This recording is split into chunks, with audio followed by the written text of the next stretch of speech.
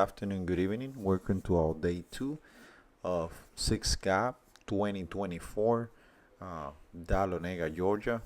And it's funny because most of the time we say it's 6 Gap, but it's actually for the guys and for the people that do the 6 Gap, which is 103 miles. But there is also a 3 Gap and a valley. For some reason, when we refer to this ride, this century, we always call it like 6 Gap in Georgia. We came really early on Saturday to get the numbers and it was pretty much empty. No, no empiezo. No va a venir como la otra vez. No, disculpe con el siguiente. Va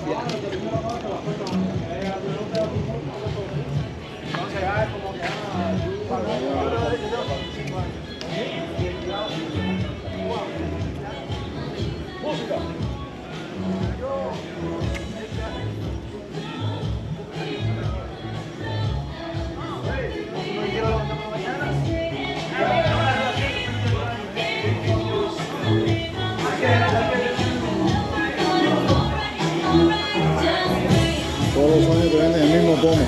No, sigue. Sigue, a no ser que quieras comprar un pomito. Good morning. Puedes comprar un pulovito. Viste, tiene el de grabo, el grabo. El G6 grabo. So after going to the school to get the numbers, we went for a spin. We were trying to make like around 35 to 40 miles, easy pace. Just observing the routes and stretching the legs since we couldn't do it the day before because we didn't have enough time and the weather was not helping. So we just came to do some part of the ride. We were trying to do the 3 gaps. We were staying pretty close to the start of the first gap. So the idea was to do Neo, Wolfpen, and Woody and finish with 35 to 37 miles. It didn't happen but when we get to the top of Neo, the weather turned super bad to the point that we almost called Uber. This was on Saturday, and one of the things that I was saying before was with the 6 Gap. I don't know if it happens to you, but it happens to pretty much all of us here in Naples, Florida. When we talk about 6 Gap in Georgia, that's how we call it. We call it the 6 Gap ride. Like, hey, are you doing 6 Gap this year? We don't say are you doing 3 Gap, even though that we have done 3 Gaps or I have people that have done the valley, but we always call it like 6 Gap. Hey, are you going to 6 Gap? I know that pretty much everyone knows about this ride, but if you're new and you don't know what 6 Gap, why is it called 6 Gap? It's because of the 6 mountains that you're going to have to pass if you do the century, which is 103 miles. If you do 103 miles, you're doing the 6 really, really nice and challenging mountains.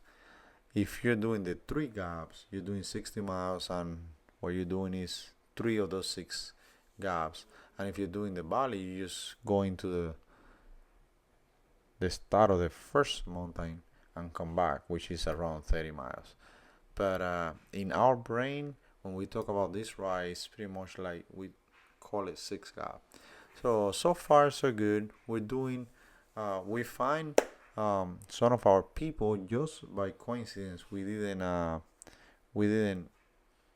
make any arrangements, but in one corner we saw Pachanga, we saw Justin and Chris, and then we ride together for a little bit. They advised us because they were coming from the mountains and they were all wet, so they told us that it was going to be a little sketchy going to the mountains, but we're still looking at this weather that it was kind of like okay, and the roads were a little wet but not too much. We went to the mountains anyways to get a couple of miles on the legs, and also to see how the previous weather affect the mountain now that we were going pretty easy. So this is what happened. You're gonna see. Um, so right now we're heading to the mountains.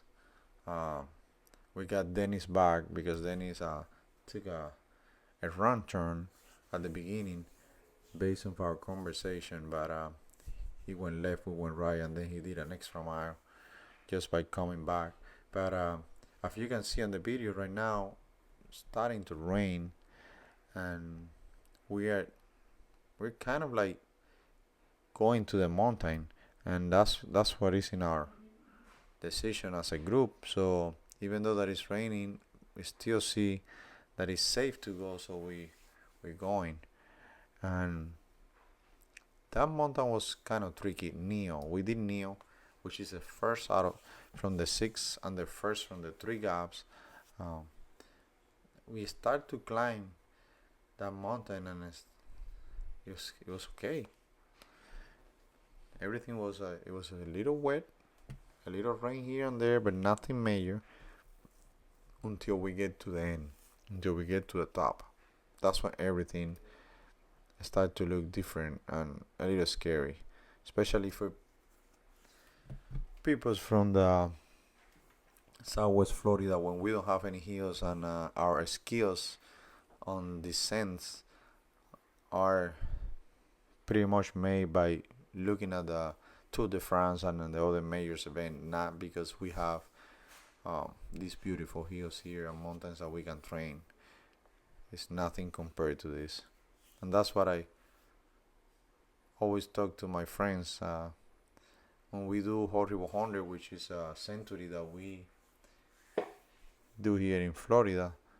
The elevation is nothing compared to this, and the hills are nothing. But if for someone that hasn't done something like this before, Horrible 100 would be pretty challenge, and it would be something like, wow, how many hills, how many mountains or elevation. But when you go to this type of ride and you do 100 miles and 11,000 feet of elevation, then you come back for Horrible 100, and it's just like a warm up, because it's not even close. So we keep going up. We trying. There was our decision was to make it to the top of the hill, and then from there we were gonna have two groups. We were gonna have one group that was gonna come back the same way that we went there, and there was gonna be another group that was gonna keep going.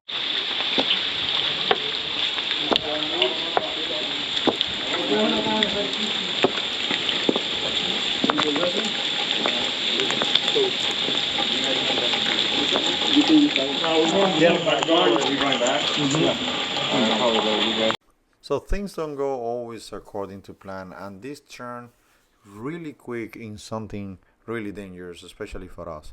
So it was freezing. The fog was pretty intense. It was really hard to see. The rain started going harder, and now we have decisions to make. The first one that we did was that we were not gonna continue to the next two hills, so we all decided to descend Neo as a group, because this way, even though you can see the visibility was really poor, the descending as a group give us a little more room, especially for the cars. And if any of you guys out there are watching these videos and you are the guy behind the cars instead of behind the bicycles, I'm sorry, because we descend really slow. We have this guy here on my left that he asked us, he was by himself, and he says, hey, you guys are gonna descend as a group, can I join? I said, yeah, of course. So we start descending in the best of our abilities, and that put us in a different spectrum. So even though we were braking, and for me it was really really unsafe. I'm coming from trying to fix a mental problem that I have with the downhill since I have an accident a couple of years ago, and I'm trying to overcome my fear of the downhill. So imagine downhill right here in this weather condition, and also um, with the brakes pretty much all over to the end, trying to hold the minimum speed since we don't have the experience of down here in the rain like this. But if look at the cars coming at me, they're not, you you can hardly see them until they're pretty close. This was for the first mile. Um, so the guys that are better descending, they are already away from me. So I'm just sitting here with Ralph. Ralph is a little behind. You can see at the distance it's starting to clear a little bit, and then that allow me to lose my brakes and starting feeling a little more confident. Uh, but you can see the shaking on my handlebar, and it's not for speed wobble, which was the thing that caused my problem years ago. It was a big speed wobble that I have in Sugarloaf Mountain in Orlando, Florida, in Clemon, and my bike break in half, and it was a really bad experience. But so my hands are shaking because of the cold weather that just arrived with this wind and rain. So I'm trying to keep it steady because I know that if I create an speed wobble, I'm not gonna be able to do the ride, which is the next day. Um, we say ride, but we race. And in my personal um, experience, I race that car on the left. I'm gonna put a small video in a little bit about when we were going up. That car was on the ditch, and they were trying to get that car out of the ditch. But in my own opinion, I race against my own time. There is people more competitive that they race to be the first one to finish. I have been doing six gap for I think 17 years or 16. I believe it's 17, and I always try to better my time, even after I got that accident and that. Um, but yeah, we're still going down. I'm trying to keep it steady. I don't want to have any speed wobbles the day before the ride because I feel really confident that I'm gonna have good numbers. Since I feel pretty strong, and I feel that I'm gonna be okay with my downhill.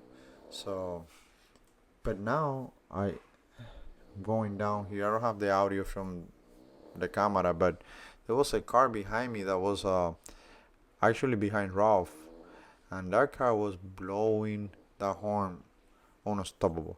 He was like, I don't know if he was trying to scare Ralph. Ralph told me I can hear the noise of the car. I'm like, what's going on? But I'm trying to keep it steady. I'm trying to keep to the corner, pretty much close to the edge. So if someone needs to pass me, to pass, because I don't know if they're doing it to me or they're doing it to Ralph, or why are they doing it at all. Ralph told me later that that car, he was just bossing him. He was just doing it, and he slowed down a lot. He went to the corner. He let the car pass, and it didn't happen. So he got to the point that he was super scared. He didn't know if the driver was just doing it to make him nervous and record like a funny video, or just because I was an upset person. But he says that it was a couple of good scary minutes buzzing behind him, and so yeah, so we're trying to do the best. This is a long hill, um, so it's a long descent, and the way we're doing, you can see my arms. I'm freezing myself, so I'm creating this kind of like shaking in the bike that I didn't feel anything like that when I was going down. I felt the freezing, but I didn't feel that like the movement of the bike the way that I see it now. So This is my giant TCR 2021 that I had her since 2021, and I kind of like put it to the side when I get my Pinarello one. But she's so light compared to the Pinarello that I decided to ride it on the 6 gap this year, and I felt really good. I use 34 50, I mean 3652 at the front, and I use 1134 in the back, and I didn't have any problem. It was really good, especially when I need that extra cadence to give a little break to my muscles. That combination was there to do it. So I can still see the guy that on the distance. That was the guy that asked us if we can go with us, but I didn't want to. I have mix of feelings. I knew that Ralph was close to me. I didn't want to leave him behind, and also I didn't know how to react with the wet roads like this in the corner. So kind of like a in between. So, but yeah, this was the day two of our trip. Day one, which was the day that we arrived with the storm pretty much. It was even better weather. After we finished this ride, which only was like 23 miles, I think, or 26 miles. After we finished this ride, there was a lot of talking on the cabin where we were staying, and even some of us decided that if this was going to be the weather for the next day, that we were not going to go, um, because it was not going to be worth it to risk it. So we were just expecting to be better. The weather app were saying that was going to be not rain or until midday, and but you know how it is with the weather. Is so unpredictable. You always think that is what they're saying, but it's not. That's why I say that that's the only job that you can make mistakes every day and you don't get fired, because you hear all in the news saying it's gonna rain, doesn't rain, or it's not gonna rain and it rains. So I keep going down this ascent. Is pretty much what you're gonna see from now, and this was our day two. Scary. Going up and down Neo Gap, which is the first gap of the, I was gonna say 6 gap century. It's the first gap of the century for anyone that does the 6 or the 3 gaps. The longest one, and pretty much an easy one, but it's long. It's like around 7 miles, something like that. I don't have the numbers exactly with me right now, but so as we continue to go our descent, I just gonna put the little part where we saw the car on the ditch, and then we're gonna keep going our descent. So because this mountain, Neo, it has like kind of like a almost a, I would say like 1/4 from the bottom. There is a part that you have to um, go up while you're descending, and then again you go down. That's why when you do this ride and you go to this hill, they have two different times. You have time in the first part of the hill and time in the second part of the hill, and so we keep going. This is the end of the descent. My team friends are here on the bottom. So the last two descending are me and Ralph. So trying at this point, I'm trying to get to them so they don't freeze to death while they're waiting for me and Ralph. So, and for this year, this corner over here was in construction. So I guess that next year is gonna be pretty smooth. to get this corner, which is where the gap start. This is where the first uh, mountain start, and this here is the center. It's like where kind of everything happened. Like when you coming from the valley, you have to take one turn. When you coming out of the gaps, you take another turn. And this roundabout here is pretty much it's an important part of this century. There is direction for the gaps, and direction for the people that do the valley with different colors and everything. So this is pretty much our second day ride, and from them we're gonna go and have the video from actually the ride. So to finish our second day, we went to get, of course, soup and pastas. So from now, we're gonna get ready to the big race, to the ride on Sunday. Thank you very much for watching the video. Video number 3 is coming, and that's gonna be the ride or slash race.